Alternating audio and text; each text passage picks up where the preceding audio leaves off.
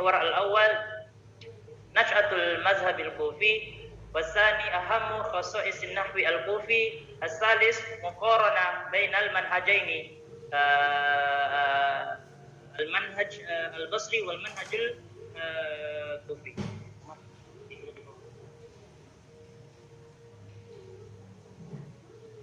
نعم. الرابع من أمثلة الخلافات النحوية. الخامس علماء الكوفة. السادس ما يؤخذ من النحو الكوفي. نعم. نأتي إلى الأول نشأة المذهب الكوفي. نعم. يقول الدكتور إبراهيم السامرائي: لقد عرفت الكوفة كما عرفت البصرة، فكلتاهما مصراني قد مصرهما المسلمون، واشتهر كل منهما طوال التاريخ الإسلامي، وشغلتا مكانا واضحا في القرنين الثاني والثالث، وكان لكل منهما أثر في السياسة، فقد عرفت الكوفة بعلويتها كما عرفت البصرة بعثمانية. نعم. إذن الكوفة نسبة إلى علي بن أبي طالب، والبصرة نسبة إلى عثمان. وعرفت الكوفة بعلويتها كما عرفت البصرة بعثمانيتها. نعم. وكان أهل المصرين على اتصال فيما بينهم، وأنت لا تعلم أن تجد بصريين قد استوطنوا الكوفة لغرض ما، كما تجد كوفيين آخرين اتجهوا البصرة سكنا لهم، وكانت الكوفة مركزا من مراكز العلم كما كانت البصرة، ولسنا على يقين تام بسبق البصريين وانصرافهم إلى العلم على الكوفيين، إلا ما كان من ذلك العلوم اللغوية، فقد عرف النحو في البصرة قبل الكوفة. وقال أيضا إن النحو الكوفي بدأ بظهور أبي جعفر الرؤاسي، وقد تلمذ له الكسائي والفراء. إذن الكسائي والفراء تلميذة أبي جعفر نعم الرؤاسي. ثم ثانيا أهم خصائص النحو الكوفي. نعم. أولاها النحو البصري كما تلقوه من عيسى والخليل ويونس والأخفش، وكما سمعوه في مجالسهم ودونوه عنهم كما وجدوه في كتاب سيبويه. ثم ثانيها لغات العرب التي اعتمد عليها البصريون لوضع قواعدهم وإرساء أصول نحوهم، وهي اللغات الفصيحة التي لم تختلط بلغات الحواضر، نعم، بلغات العاصمة. ثم ثالثها مادة لغوية مكونة من لغات القبائل الأخرى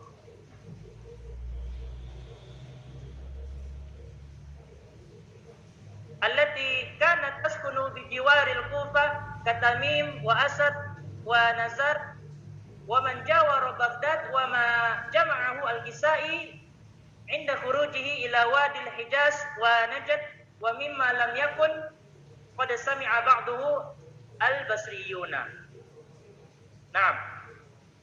ثم رابعها الشعر العربي الذي احتج به البصريون من شعراء الطبقات الثلاث: الجاهليين والإسلاميين والمخضرمين. نعم. خامسها الاحتجاج بالقراءات القرآنية مطلقا، نعم، متواترها وشاذها، ذلك أنه داخل بمنهجهم المبني على التوسع في الرواية والأخذ بمعظم ما ورد في اللغة. ثم سادسها وقدها من خصائص نحوهم وضعفهم مصطلحات جديدة. نعم. سنأتي إلى هذه المصطلحات. ضموا فيها أبوابا من النحو عند البصريين، إلا أن الكوفيين سموها بأسماء جديدة لا بسبب إلا linahwihim tasmiyat wa mustalahat khassa bihim yu'rafu biha liyastakillu 'anil nahwi al-basri. Naam.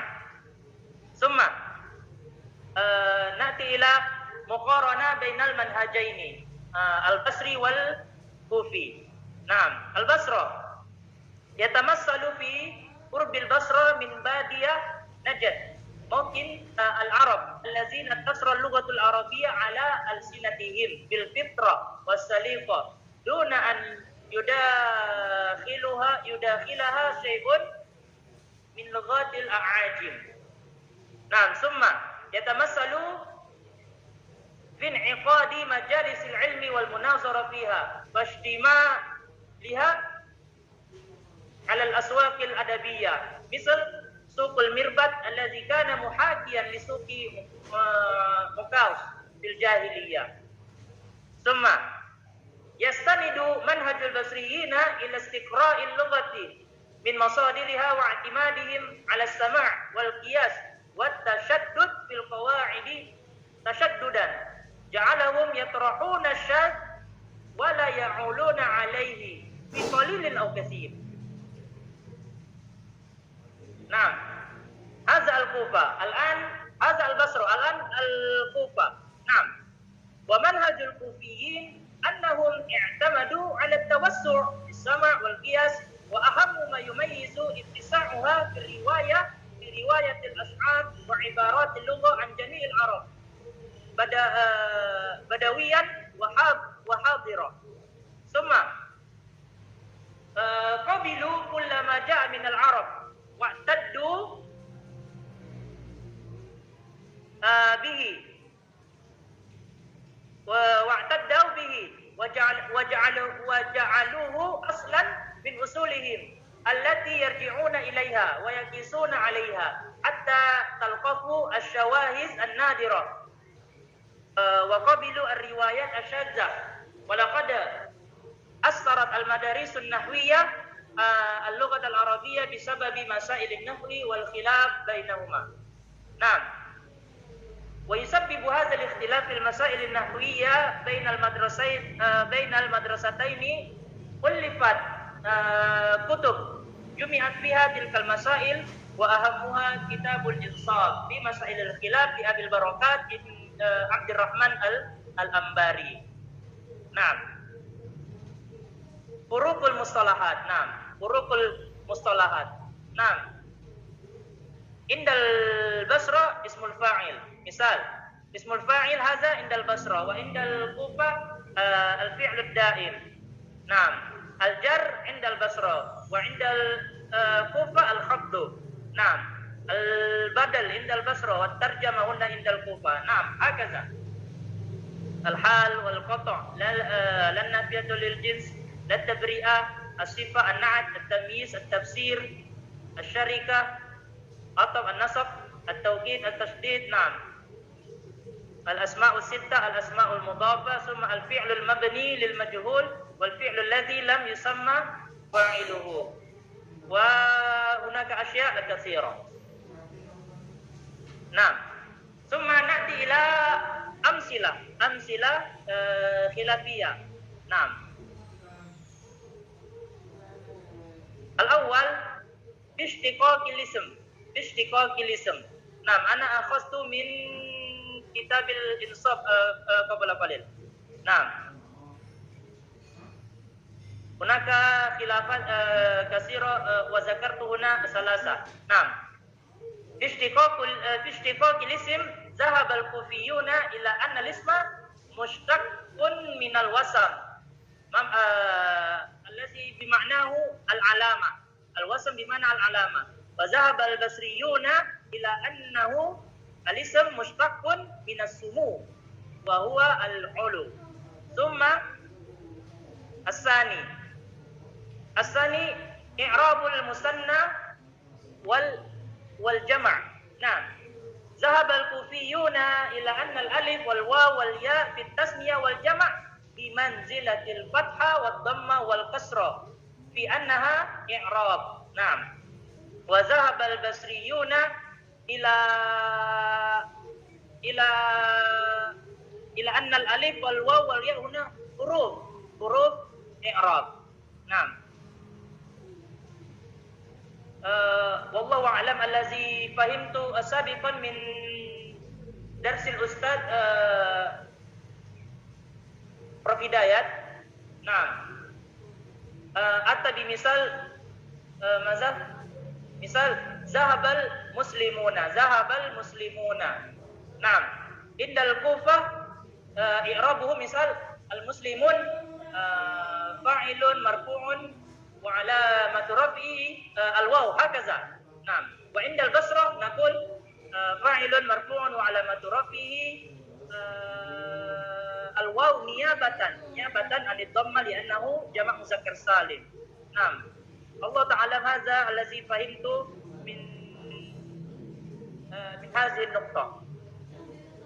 Li'anna al-Kufiyyin yaqul al-alif wal waw wal ya huna fi tasniyah wal jama' bi manzilatil fathah wad dhamma wal kasrah.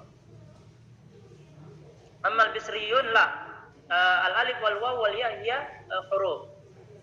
Thumma as-salis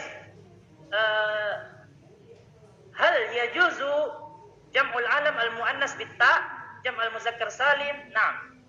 Zahab al-Kufiyyuna ila anna al-ism allazi akhiruhu ta'ut ta'nis idza samaita bihi rajulan yajuz an yujma' bil waw wan nun. Naam. Indal Kufa misal ismu rajul Talha. Naam. Indal Kufa naqul Talhun, hadha jaiz. Amma indal Basriyin, naam, fa hadha la yajuz.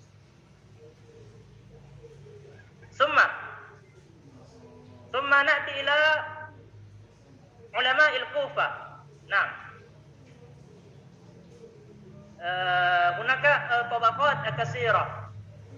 Na'ti ila ashhariha at-tabaqatul ula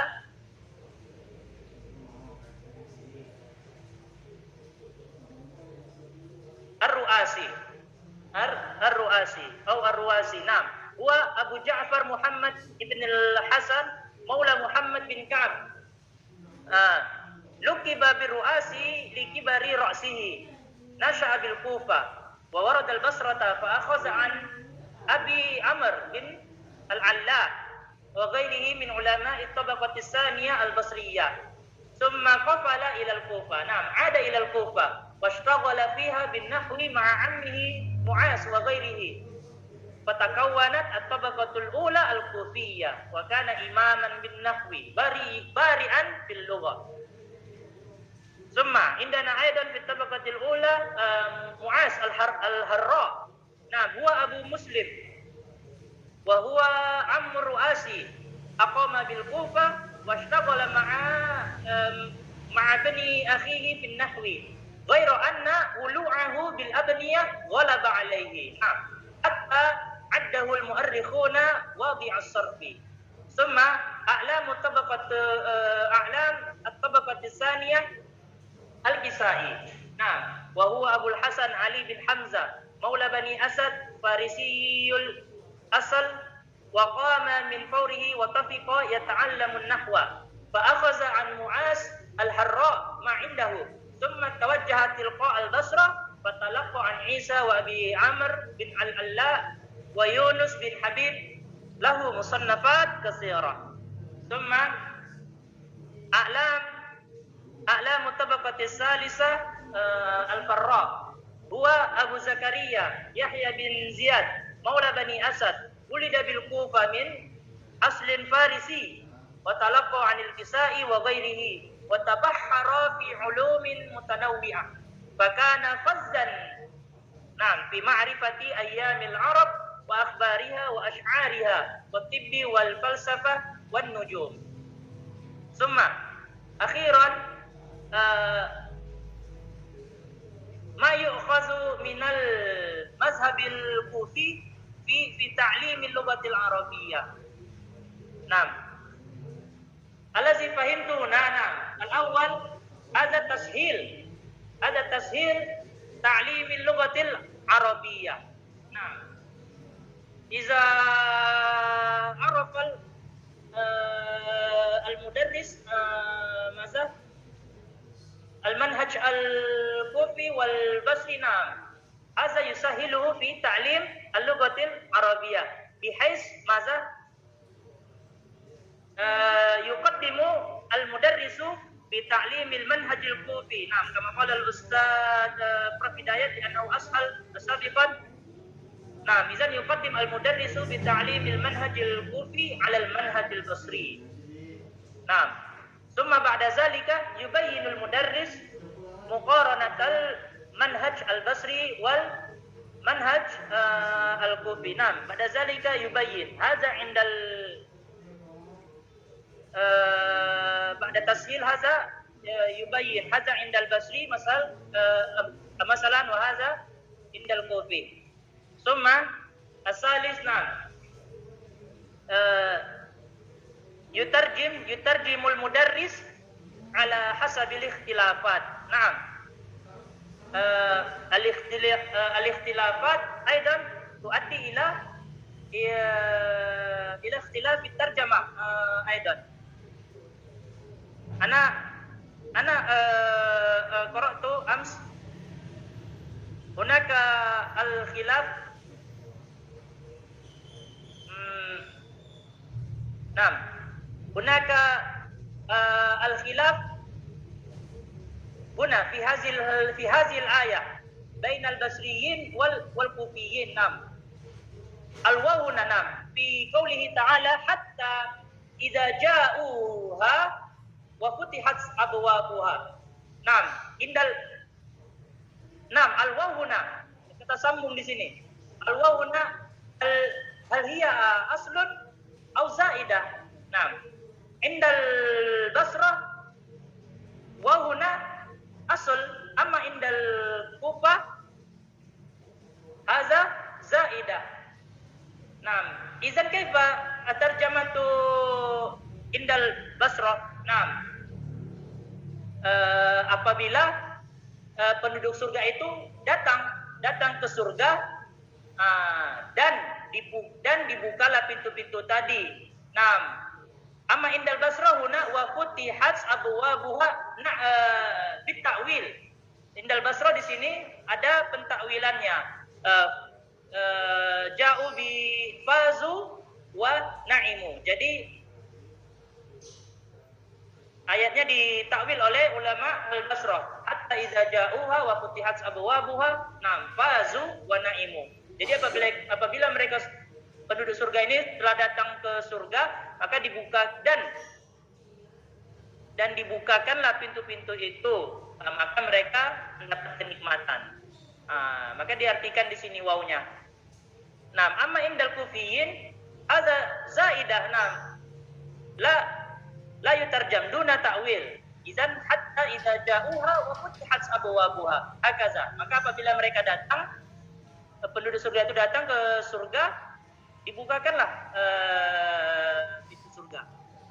Hakaza. Naam. Wa aidan al-misal as-sani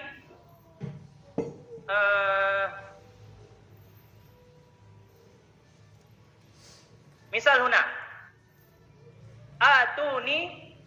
atuni ufrik alaihi kitra. Naam. Idza jaa al-fi'lan yujad al-fi'lan fi kalimah wal maf'ul bi wahid. Nah, jadi di sini misalnya ada dua kata kerja gitu, dua kata kerja, tetapi objeknya hanya satu.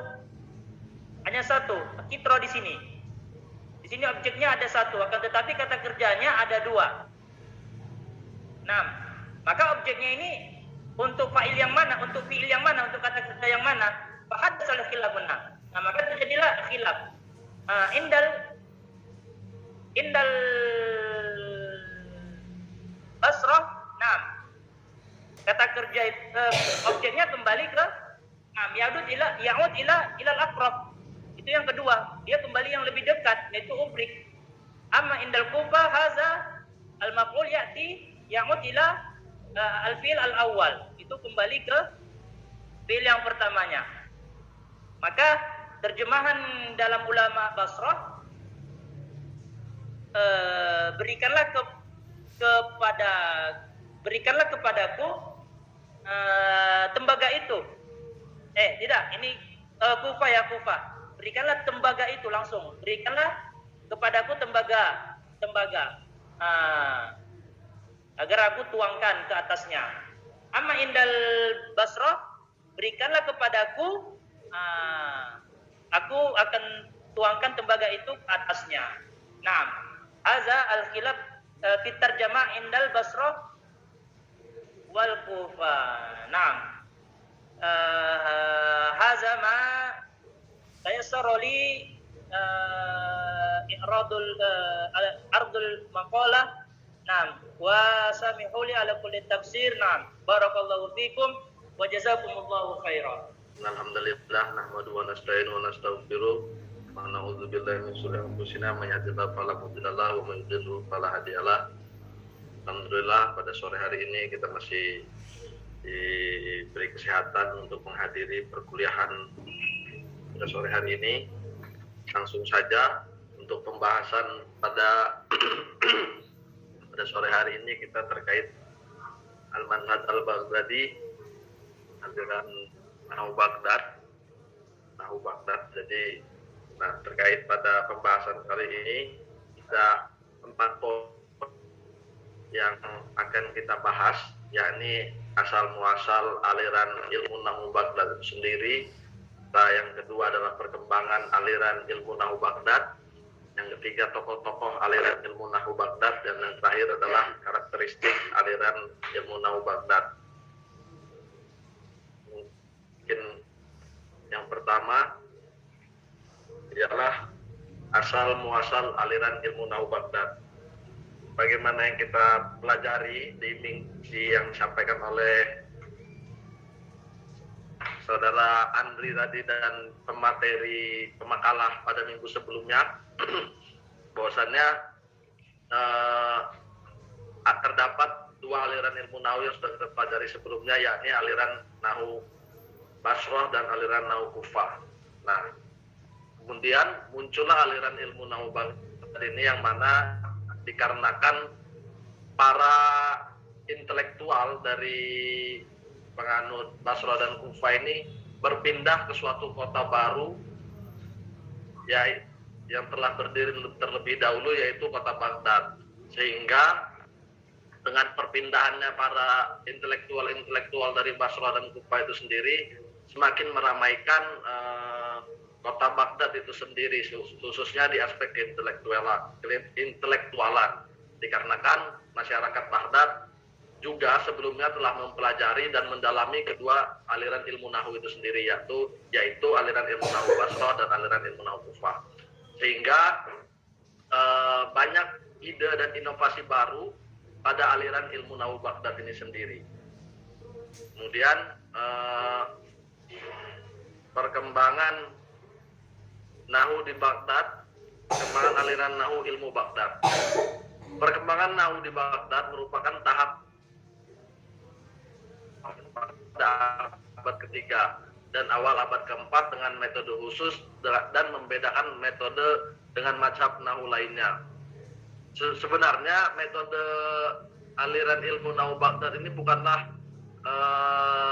suatu metode yang baru, karena dari segi dasar atau pengambilan hukum secara deduktif. Akan tetapi metode yang dibangun, metode ilmu Nahu Baghdad ini merupakan campuran dari aliran atau mazhab ilmu Nahu sebelumnya, yakni mazhab Basrah dan mazhab Kufah.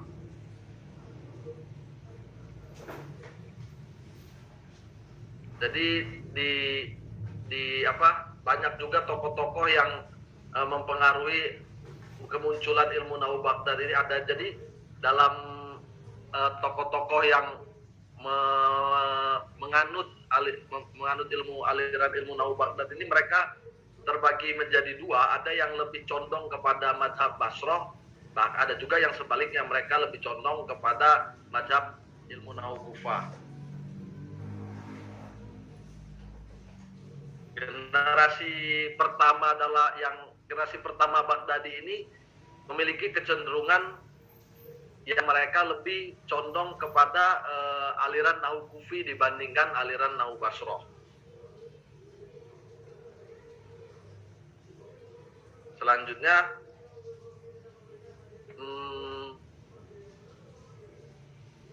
tokoh-tokoh aliran ilmu Nahu Baghdad. Yang pertama adalah izin sebentar. Yang pertama adalah Abu Musa Al-Hamid.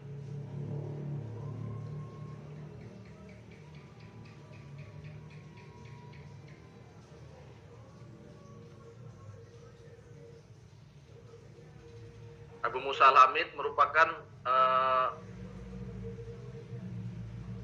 Sulaiman bin Muhammad bin Ahmad. Beliau juga memiliki karya-karya di dalam ilmu Nahu, yakni diantaranya adalah Mukhtasar fi Nahwi, summa Gharibul Hadis, summa kemudian Al-Qil Insan wal Wahus wan Nabat. Kemudian ada Ibnu Syakir. Ibnu Syakir huwa Abu Bakar Ahmad bin Usaid bin Abbas, dan dia juga memiliki beberapa karya di dalam bidang ilmu Nahu, yakni Mukhtasar fi Nahwi, Maksur wal Mamdud, summa Al-Mudzakkar wal Muannas. Kemudian ada Ibnu Al-Hayat. Beliau juga memiliki beberapa karya, yakni An-Nahu Al-Kabir, summa Al-Mu'jaz. Kemudian yang keempat ada Nuftuwai.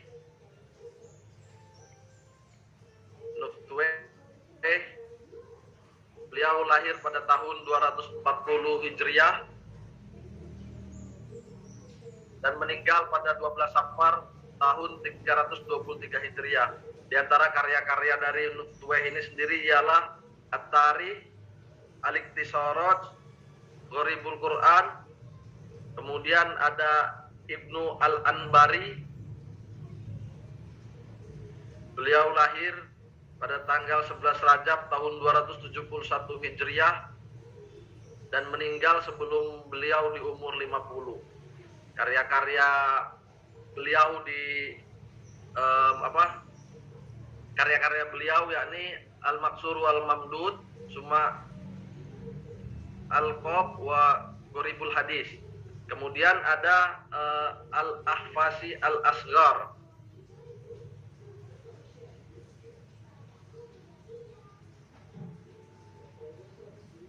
Al-Ahfasi Al-Asghar ini beliau meninggal pada tanggal 7 Zulqa'dah tahun 315 Hijriah.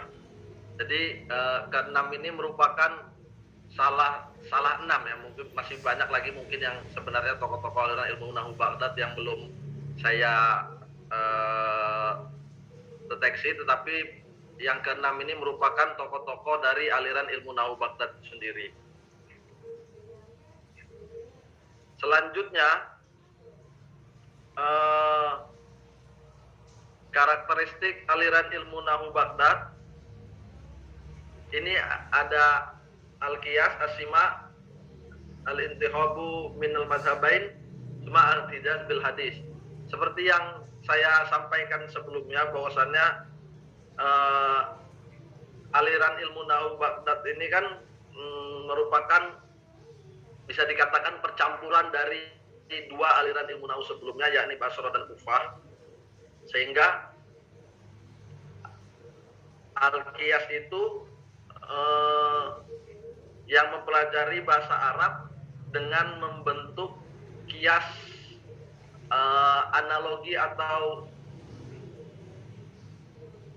kias atau analogi. Jadi beliau mempelajari bahasa Arab dengan menggunakan analogi.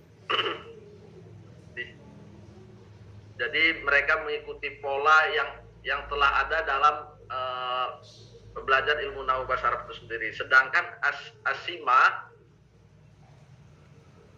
Asima seperti namanya kita boleh mendengarkan, jadi ini lebih mendengarkan bahasa Arab dari orang Arabnya langsung. Jadi bagaimana mereka mendengarkan perkataan atau apa yang disampaikan oleh orang-orang Arab itu sendiri. Sehingga itulah perbedaan dari Qiyas dan Sima itu. Kalau Qiyas kan kita bisa menemukan sendiri dengan dengan pola yang sudah ada, tetapi asima kita harus mendengarkan dari orang Arabnya langsung. Yang ketiga, al-ittihad minal madhabain. Nah, ya ini udah yang saya tadi beberapa kali sampaikan ya. Jadi ilmu Nahu Baghdad ini dia mengambil dari dua mazhab sebelumnya, yaitu Basrah dan Kufah, sehingga ini dimix atau dicampur. Nah, sedangkan al-ihtijaj bil hadis ini, aliran Nahu Baghdad ini mereka tidak, atau poin utamanya adalah bahwasannya dia terbuka untuk hal-hal yang baru atau hal-hal yang modern, sehingga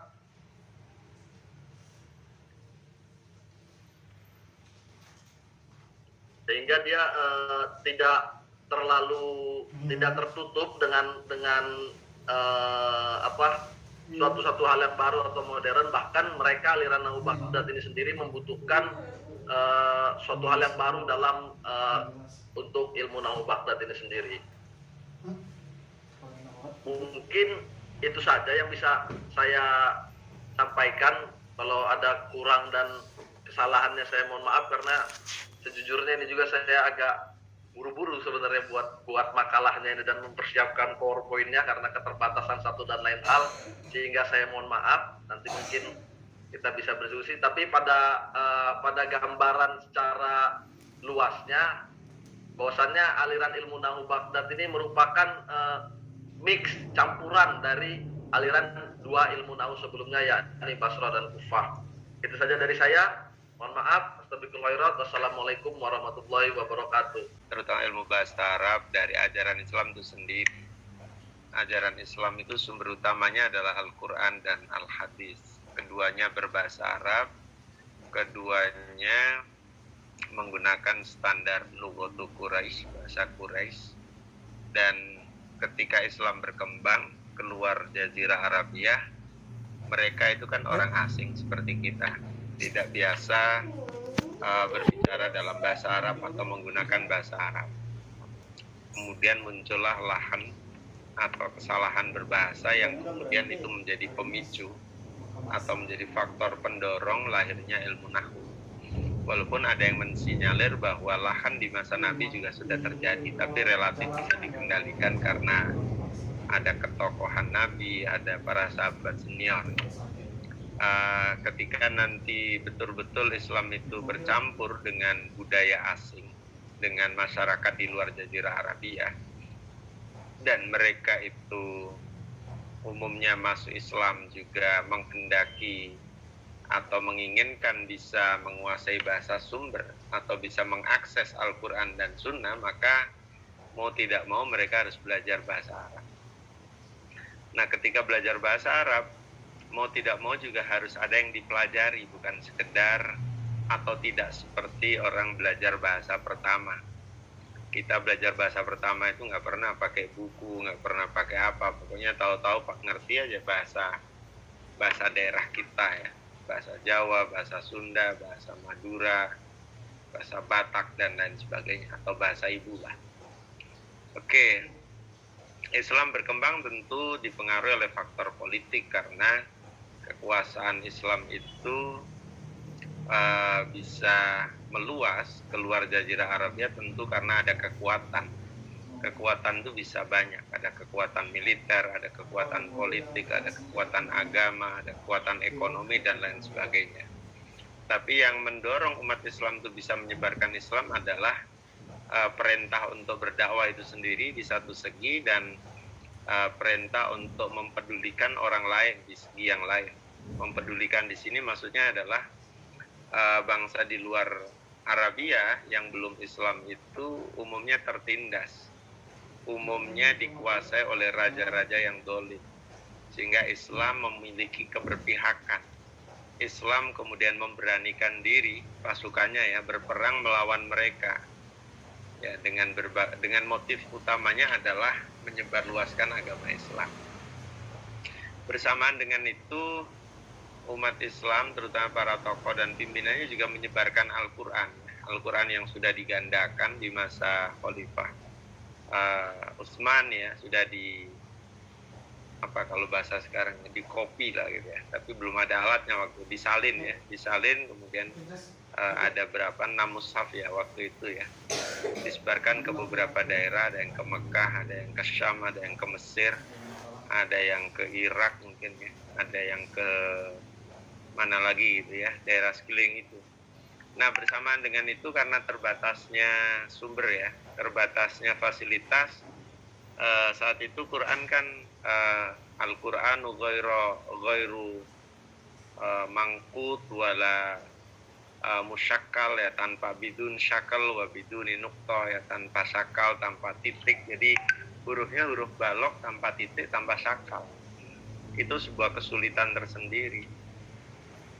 Karena itu butuh usaha, akhirnya misalnya mula-mula Abul Aswad Ad-Du'ali itu mencoba memfasilitasi ya para ajam, orang-orang asing itu untuk belajar Al-Quran, belajar bahasa Arab dengan cara memberi titik untuk apa? Waktu itu bukan titik i'jami, bukan nuktah i'jami atau mu'jam ya. Kalau disebut itu berarti titik yang ada di huruf-hurufnya, tapi ini titik untuk dhammah, fathah, kasroh. Kalau di atas dhammah, kalau di samping itu fathah, kalau di bawah itu kasroh. Nah, kemudian zaman terus bergulir, orang mulai ada yang menyebut cikal bakal nahwu itu di Ali bin Abi Thalib, terus mulai dirumuskan, ditulis di zaman Abul Aswad, ada yang menyebut sesudahnya seperti Hurmuz, Al-Harra dan lain sebagainya. Tapi poin yang paling penting adalah bahwa nahwu sebagai ilmu itu berkembang seiring dengan perkembangan Islam yang kemudian berinteraksi dan asimilasi ya dengan budaya lain di luar Arab. Kebutuhan untuk bisa belajar bahasa Arab itu terutama dipacu oleh banyaknya orang ajam yang masuk Islam dan menginginkan mereka paham Al-Quran sebagai sumbernya dan hadis Nabi gitu. Itu pemicunya, dan itu bisa politis, bisa budaya, bisa agama, tapi mungkin lebih kuat agamanya. Kemudian di masa-masa selanjutnya, karena kekuasaan Islam itu juga berubah ya, dari yang tadinya Khulafaur Rasyidin itu belum ada ilmu lah kira-kira ya, baru mau ada cikal bakal gitu. Terus masa Bani Umayyah, nah itu lumayan karena perkembangannya ketika melanjutkan penaklukan yang dilakukan oleh Khalifah Umar bin Khattab itu kan akhirnya sampai kemana-mana, ke sebelah barat nyampe Maroko, ke timur itu sampai Persia ya, termasuk Irak, ke utara itu Suriah gitu ya, ke selatan itu ya hampir-hampir India, kira-kira seperti itu. Maka mau tidak mau kebutuhan untuk belajar bahasa Arab, untuk memahami kitab suci, hadis Nabi itu menjadi semakin meningkat kan gitu. Nah, peningkatan kebutuhan inilah yang kemudian merespon ulama Arab mula-mula, kalau di beberapa buku sejarah yang saya baca, tidak hanya memfasilitasi bagaimana cara membaca, tapi juga memfasilitasi bagaimana mereka punya kamus, punya daftar perbendaharaan kosakata. Sehingga dalam sejarah itu hampir seiring ya, mereka melakukan pengumpulan ya materi bahasa, mutun al-lughah. Mula-mula mengumpulkan kata-kata yang disepakati maknanya, kemudian mengumpulkan kata-kata yang stema, misalnya kata pedang, kata unta, itu sekian banyak itu dikumpulkan ya, dihimpun ya. Dan pada tahap yang agak lebih matang lagi di masa Al-Khalid bin Ahmad itu dimulailah penyusunan kamus gitu. Dari situ jadi hampir bareng sebetulnya dengan cikal bakal nahwu sebagai ilmu dengan pengumpulan kosakata. Karena para ulama waktu itu juga menyadari kalau sekiranya mereka belajar nahwu saja, tidak belajar kamusnya, mereka tidak memiliki perbendaharaan kosakata, juga agak sulit dibayangkan mereka bisa menguasai apa tidak. Oke, sekarang ke nahwunya. Nahwu ini seperti saya jelaskan selintas, madhabnya tidak berbasis tokoh sebagaimana fikih ya, Maliki, atau Hanafi, Maliki, Syafi'i, Hambali, tapi berbasis kewilayahan. Dan kewilayahannya itu terutama porosnya di Irak sebetulnya ya. 3 aliran utama itu kan di Irak, Basrah, Kufah, dan Baghdad. Baru nanti meluas ke barat Andalusia, ke utara ada Syam, terus ke Afrika ada Mesir ya. Nah, mungkin muncul pertanyaan, mengapa madhab nahwu itu basisnya adalah wilayah? Karena pada masa itu yang saya baca, para ilmuwan itu membentuk semacam halaqah, semacam forum untuk belajar dan berdiskusi bersama. Berbeda dengan fikih. Fikih itu atau juga nanti ilmu kalam itu lebih pada menonjolkan figur, karena figurnya itu yang dianggap memiliki otoritas, mempunyai kapabilitas dari sisi metodologi maupun penguasaan konten gitu. Maka nanti ada madhab Basrah itu angkatan pertama siapa? Oh, Al-Khalil, kemudian Sibawai, kemudian yang lain lagi. Itu faktor yang utama ya. Jadi mereka punya halaqah, punya pengajian-pengajian yang berpusat di kota-kota besar waktu itu. Basrah itu kota besar di masanya. Kufah, kemudian Baghdad. Yang kedua, ternyata nahwu di wilayah-wilayah tertentu itu punya metodologi tersendiri dalam beristimbat atau dalam mematangkan perumusan kaidah nahwu. Misalnya Basrah itu cenderung mempertahankan atau cenderung lebih kuat metode as-sama. Metode as-sama itu kalau dalam penelitian modern itu metode observasi, pengamatan langsung. Kadang-kadang tokohnya seperti Al-Khalil itu datang ke kampung-kampung, nanya-nanya, wawancara gitu ya. Atau bahasa penelitian antropologinya itu mirip grounded research juga. Jadi peneliti terjun turun langsung ke area atau objek yang diteliti, lalu banyak melakukan pencatatan gitu. Sementara Kufah itu lebih cenderung ke qiyas, al-qiyas, analogi. Mengapa kepada qiyas? Karena Kufah itu lebih dekat dengan Baghdad, dan dulu daerah sana itu bekas wilayah kekuasaan Romawi. Pengaruh filsafat Yunani itu sangat kuat, sehingga mereka lebih menonjolkan analogi.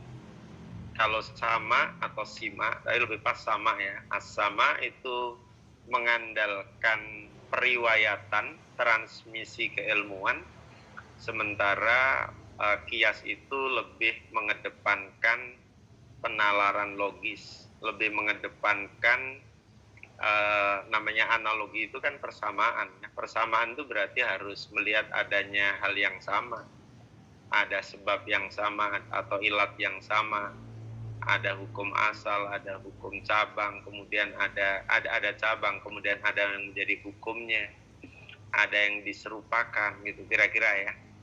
Nah, kedua metode ini kemudian nanti memberi corak tersendiri pada al-manhaj an-nahwi inda misalnya ulama il-Basra wa ulama al-Kufah inda nahwiyil basriyin, an-nahwi an-nuhat al-basriyin dan an-nuhat al-kufiyin.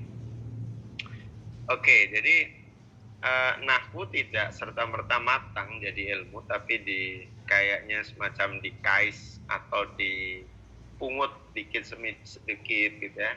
Kemudian nanti pada masanya, pada angkatan-angkatan keberapa itu, ke-6 apa ke-7 itu mencapai kematangannya. Di masa-masa awal itu ya sebagai ilmu ya baru tumbuh sederhana saja. Nanti yang mulai membuat istilah-istilah ada mubtada, ada khobar, ada fi'il, ada fa'il itu di masa Sibawai dan di masa Al-Khalil ya. Al-Khalil itu sendiri gurunya Sibawai ya. Jadi ketokohan dalam nahwu itu tidak menjadi faktor utama ya. Walaupun di masing-masing mazhab itu ada tokohnya, ada pemimpinnya gitu. Tapi sekali lagi penamaan itu menunjukkan bahwa kolektivitas dalam pengembangan ilmu itu menjadi penting ya. Jadi ilmu itu tidak tergantung pada figur tertentu saja. tetapi yang lain ikut terlibat. Makanya nanti ada Basroh generasi pertama, terus kedua, di Kufah baru generasi pertama. Dan ini dulu awalnya saling belajar sebetulnya. Para pendiri aliran Kufah, misalnya Ar-Ru'asi atau Ar-Ruwasi, itu juga belajarnya ke Khalil, ke Sibawai. Ya sebagaimana mungkin kalau saudara melihat di Indonesia itu kan awalnya yang punya waralaba itu kan mungkin Indomaret, lalu pegawainya bikin Alfamaret, pecah gitu ya, bikin lagi Alfamaret Alfamidi misalnya, seperti itu ya, kayak gitulah. Ada orang yang tadinya ikut menjadi keneknya kuli bangunan gitu ya, lama-lama dia berdiri sendiri menjadi tukangnya, naik derajat gitu. Nah, dalam sejarah keilmuan nahwu itu model seperti itu ya, asistensi kemudian nanti menjadi guru atau menjadi ulama yang mandiri, itu juga terjadi. Mengapa? Karena nah ini lagi-lagi faktor fasilitasi juga dari segi politik ya. Dulu perdebatan nahwu antara madhab Basra dan Kufah itu difasilitasi oleh istana, terutama di era ini ya, era Harun ar-Rasyid ya, atau era Umayyah akhir gitu. Sehingga mereka itu biasa debat di istana, mereka itu biasa beradu argumentasi dengan berbagai kasus-kasus atau hal-hal yang spesifik dari nahwu ya, dari nahwu. Jadi saya tegaskan sekali lagi, perkembangan ilmu nahwu di masing-masing madhab itu tidak terlalu mengandalkan pada figur tertentu, tapi lebih pada pada kolegialitas antar ulama yang terhimpun dalam satu aliran, satu madhab gitu. Kemudian mereka itu juga dipengaruhi oleh faktor alam itu yang saya lupa belum sebut ya. Jadi kalau di Baghdad atau di Kufah itu kan kota ya, fasilitas lebih mudah gitu ya. Lalu kehidupan masyarakat itu cenderung rasional kalau di kota ya. Sementara Basra ini ada di pantai, kota juga sebetulnya, tapi jauh dari ibu kota. Namun dekat dengan Badiah, dengan kehidupan masyarakat Badui, sehingga mereka dalam berhujjah atau dalam merumuskan kaidah nahwu itu lebih mendasarkan pada metode sama daripada metode kias gitu.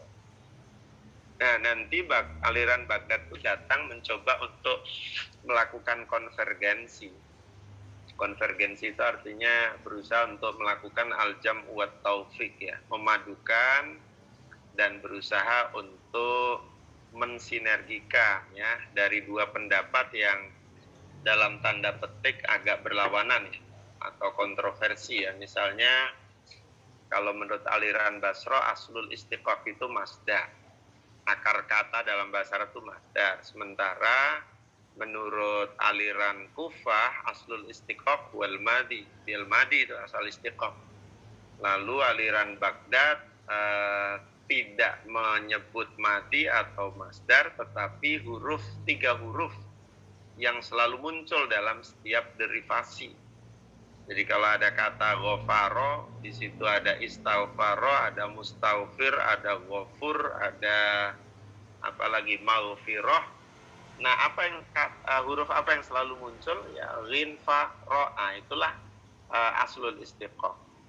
Dan ini nanti mempengaruhi ilmu kamus, mempengaruhi ilmu mujam atau minimal sinaatul mujam ya, leksikografi. Sehingga kamus di masa awal itu tidak seperti sekarang, tidak seperti kamus Mahmud Yunus yang mendasarkan pada sorof dan huruf yang paling awal itu secara berurutan ya.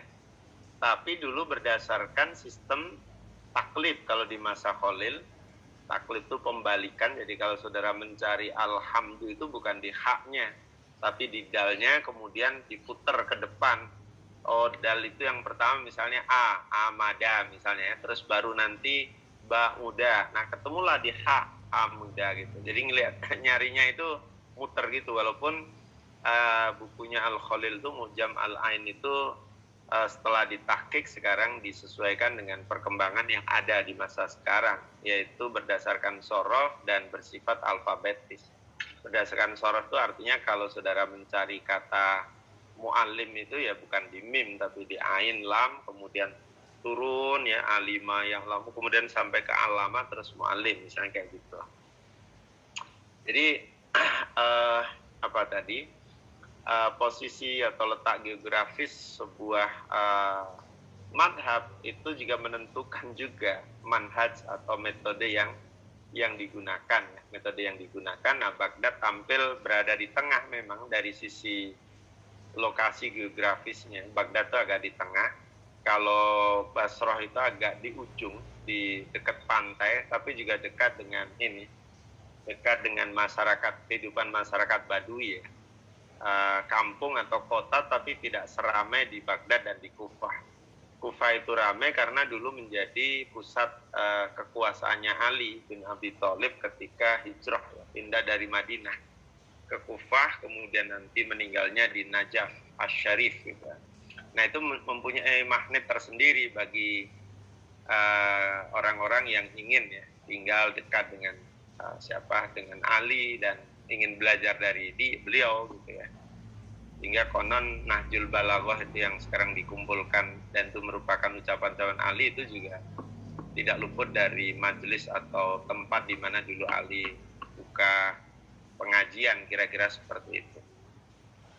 Oke, yang perlu kita pertegas sekali lagi bahwa madhabnya itu bersifat geografis, dinamai dengan nama daerah, nama kota, karena di sana ada halaqah, di sana ada grup-grup diskusi, ada kelompok-kelompok pengajian, dan kelompok-kelompok itu juga mendalami. Kalau boleh diskusikan sebetulnya ya melakukan penelitian ya, riset ya, sehingga mereka berusaha untuk mematangkan keilmuan nahwu itu sesuai dengan metode yang mereka miliki dan gunakan, seperti yang tadi saya uraikan. Kemudian yang kedua, mereka mendasarkan pada input mutun al-lughah yang mereka peroleh dengan metode itu, metode observasi itu sama itu. Jadi sama itu jangan konotasinya hanya mendengar aja, menyimak aja, tapi melakukan observasi langsung itu juga sama itu untuk ukuran saat itu ya. Kalau kias itu murni menggunakan penalaran, murni menggunakan logika. Oke, saya kira itu jadi irisan-irisan yang terkait dengan politik, terkait dengan ekonomi budaya, silakan aja nanti dikembangkan sendiri, asal ada bukti argumentatifnya.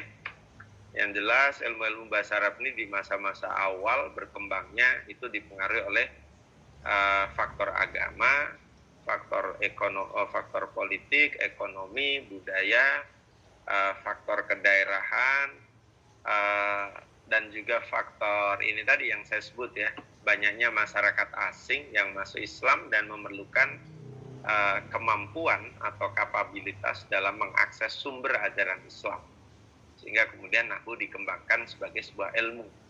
Andaikan Islam itu tidak sampai di luar Jazirah Arab ya, jangan-jangan kita nggak belajar nahwu saraf itu. Karena apa? Karena orang Arab itu berbahasa Arab sesuai dengan saliqah mereka, sesuai dengan talenta dan al-qudra al-fitriyah, kemampuan natural yang mereka miliki. Sama seperti kita, andaikan nggak belajar bahasa Indonesia juga pasti bisa ngomong bahasa Indonesia kan gitu kan.